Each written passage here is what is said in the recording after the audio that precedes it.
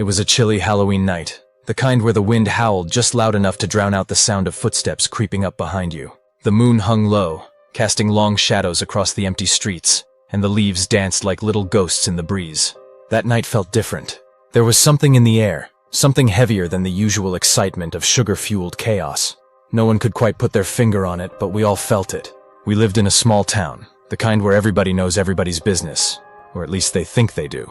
But there was one house, sitting at the far end of the street, that no one knew much about. It was old, its shutters hanging crookedly off their hinges, windows darkened like eyes that had seen too much.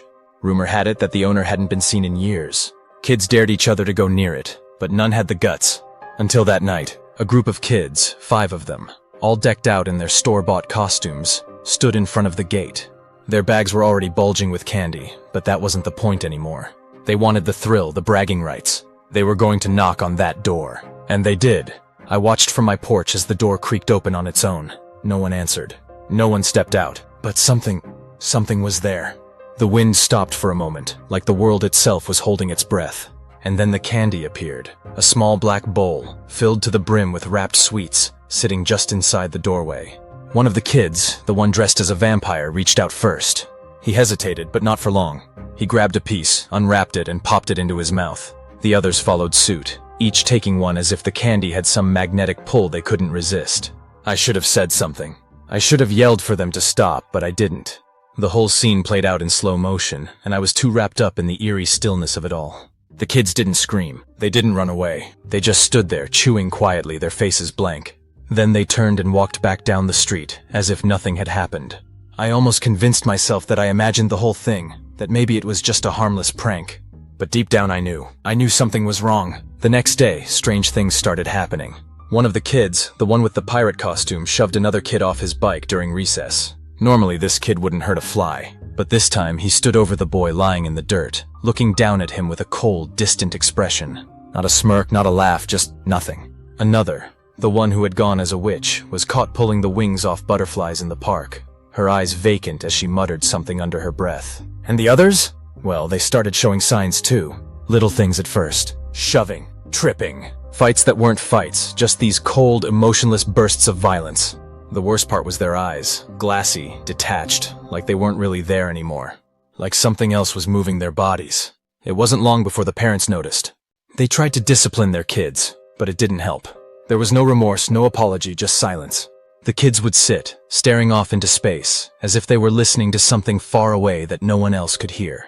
The air in the town grew thick with tension, an invisible noose tightening around all of us. It was on the 3rd day that the real horror began. The boy who dressed as a vampire.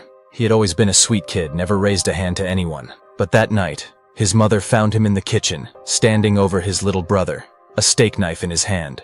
The brother was bleeding from a cut on his arm, nothing too deep, but the sight of it was enough to freeze the blood in her veins. The mother screamed, pulling the boy away, but the look on his face chilled her to her core. There was no anger, no fear, no regret. Just that same blank stare. She called the police, of course, but what could they do? He was just a kid who didn't even seem to know what he had done.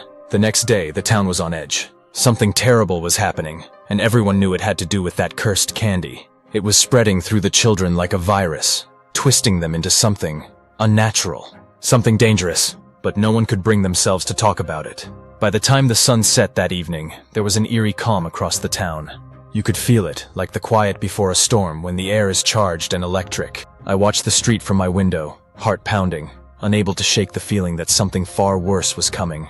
That's when I saw them, the 5 kids walking slowly down the road in a single line. They weren't laughing, weren't talking. Their eyes were fixed straight ahead, unblinking, unfeeling. And behind them, just a few paces back, there was something else. A shadow, tall, thin, and wrong. It moved with them, but not like a person.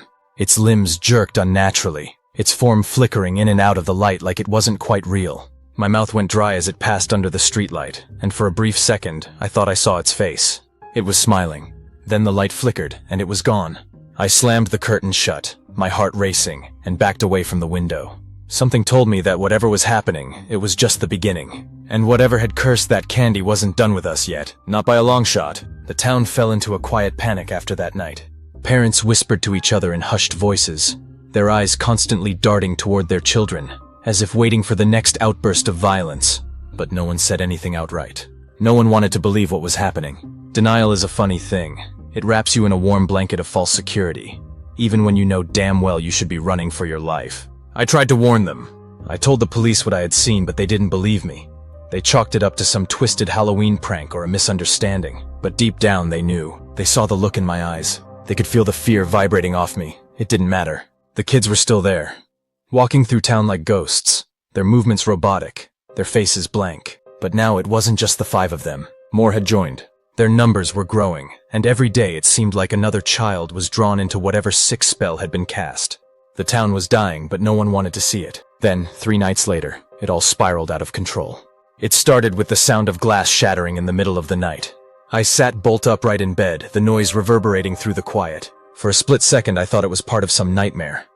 But when I heard the scream, loud, piercing, desperate, I knew this was real. I grabbed a flashlight and stumbled outside, my heart hammering in my chest. The air was heavy again, thick with that same fog that had rolled in the night before. It clung to the ground like something alive, swirling and curling as if it had a mind of its own. The scream came again, this time from down the street. I ran, my feet pounding against the pavement, the flashlight beam cutting through the fog. Houses were dark, their windows closed, but I could feel eyes peering out from behind curtains, watching, waiting. When I reached the source of the noise, I stopped dead in my tracks. The vampire boy's house. The front door was hanging off its hinges, the wood splintered and broken as if something had torn it from its frame. Inside, the light flickered, casting long, erratic shadows across the walls. And in the middle of the living room, surrounded by shards of glass and overturned furniture, was his mother. She was sobbing, clutching her youngest son in her arms, rocking him back and forth as if trying to comfort him. But there was no comforting what lay in her lap. The boy's eyes were wide open, staring blankly into nothing, his mouth twisted in a silent scream. His throat, God, his throat, had been slashed clean through, and blood pooled around him, soaking into the carpet, turning it black in the dim light. I staggered back, my stomach lurching. My head was spinning, my vision blurring. The boy was dead, and standing in the corner of the room, watching with those same hollow black eyes, was his older brother, the vampire kid. He stood perfectly still like a statue, his face expressionless, his hands limp at his sides. His mother didn't seem to notice him. She was too consumed by her grief, too lost in the horror of what had just happened. But I saw him. I saw the faint twitch of a smile at the corner of his lips. He had done it. I was frozen in place, my body paralyzed by the sheer wrongness of the scene before me. And then, slowly, the boy turned his head toward me, his eyes locked on mine, cold and empty. He didn't say a word, didn't say a sound. But in that moment I felt it, the presence. The same thing I had seen in the house at the end of the street. It was behind his eyes now, lurking just beneath the surface. I ran. I don't remember how long I ran or where I was going, but I just had to get away. The fog thickened around me, swirling faster, almost guiding me. I knew where it was leading me. My feet, against my will, carried me toward that cursed house at the end of the street. By the time I reached it, the fog had completely swallowed the street. The air was thick with the stench of decay, the smell of something rotten, ancient. The door was open again, creaking on its hinges, and inside, I could hear the faint sound of whispers, low, distorted, like they were coming from somewhere far away. I stepped inside, my legs trembling beneath me. The house was exactly as I had left it. Dark, cold, the air thick with that oppressive weight. But there was something else now, something worse. The walls were moving, slowly, subtly, as if something was breathing beneath the wallpaper, pressing up against it from the other side. I shined the flashlight on one of the walls, and for a moment, I thought I saw faces, distorted, twisted, pressing against the paper, their mouths open in silent screams. I kept walking deeper into the house, every instinct in my body screaming for me to turn back. But I couldn't. Something was pulling me forward, something stronger than fear. When I reached the living room, the kids were there again. All of them, not just the 5 anymore. There were more. Dozens of them standing in a perfect circle, their eyes black, their faces blank, and in the middle of them stood that thing. The figure I had seen before, tall and thin, its smile impossibly wide. But now it was clearer. It wasn't just a shadow anymore, it was flesh. Its skin was stretched tight over its bones, and it was covered in candy wrappers. Torn, twisted pieces of colorful wrappers fused to its body like scales. It turned to face me, its head cocked to one side, and I could feel it, its hunger, its anger. It wasn't just a curse. This thing was alive, feeding on the children, growing stronger with each act of violence. And now, it had me. Before I could move, it spoke. its voice a low, guttural rasp that seemed to come from everywhere at once. "Join us." The kids turned toward me, their eyes black as night, their faces expressionless. Slowly they began to move toward me, their hands outstretched, their steps in perfect unison. I backed away, my heart racing, but the room seemed to close in around me, the walls pressing closer, the air suffocating. I was trapped. And then, just as they were about to reach me, there was a sound, a loud, sharp bang from upstairs. The kids froze, their heads snapping toward the ceiling in unison. The thing, the creature, let out a low growl, its smile fading. For a moment, everything was still, the air thick with tension. Then, without warning, the kids turned and started walking toward the stairs, their movements slow and deliberate, like they were being drawn by something. I didn't wait to see what it was. I ran for the door, my feet pounding against the floor, my breath coming in ragged gasps. As I burst out into the cold night air, I could still hear the whispers, still feel the weight of that thing pressing down on me. Whatever was upstairs, I wasn't going to wait around to find out. But deep down I knew, the candy curse wasn't just taking the children. It was coming for all of us. I didn't stop running until my lungs felt like they would burst, the cold air searing my throat, each breath ragged and painful. The town was dead silent, the fog still hanging thick, wrapping everything in an eerie stillness. I collapsed against a tree, trying to gather my thoughts, but my mind was spinning, replaying the image of that creature, those kids, the candy, the curse. It was growing stronger. It wasn't just the children anymore. It had spread. The fog, the whispers, it was infecting the entire town, and there was no stopping it. The thing inside that house, the creature wrapped in candy wrappers, was feeding on us, on our fear, our violence, and now it had drawn the children to whatever horror was waiting upstairs. But I couldn't just leave them. I knew that. Something was pulling me back to that house, some invisible thread winding tighter around my chest, dragging me back to the source. Whatever was happening, it wasn't over. Not yet. With trembling legs, I forced myself to stand and made my way back toward the house. The fog seemed thicker now, almost solid, as if it were alive, writhing and pulsing with every step I took. The whispers followed me, soft at first, but growing louder with each footfall. I couldn't understand the words, but I didn't need to. They were coming from the house, from the thing inside. When I reached the front yard, the door was still wide open, and the darkness inside seemed to stretch out toward me like a living thing, hungry, waiting. My heart pounded in my chest as I stepped inside, the air immediately cold and thick with the smell of rot. The house felt different now, like it had shifted in the short time I had been gone. The walls were darker, the shadows deeper. The movement beneath the wallpaper was more pronounced, faces and hands pressing against it, their mouths open in silent screams, their eyes wide and terrified. I made my way to the staircase, my body moving on autopilot, my mind numb with fear. The children's footsteps had faded, but I could feel them. They were still here, somewhere upstairs, drawn to whatever had called them. I climbed the stairs slowly, each step creaking under my weight, the air growing colder with every inch I ascended. The whispers were louder now, filling my head, scratching at the inside of my skull like claws raking across bone. At the top of the stairs, the hallway stretched out before me, long and dark. At the end, a door stood ajar, faint light spilling out from beneath it, and I knew that was where they had gone. I approached the door, my heart pounding in my chest, every instinct screaming for me to turn back. But I couldn't. Something was pulling me forward, dragging me toward the source of the curse, toward the thing that had started all of this. I pushed the door open.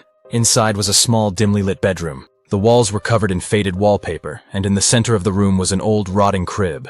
But it wasn't empty. Inside the crib, lying motionless on the dirty mattress, was a child.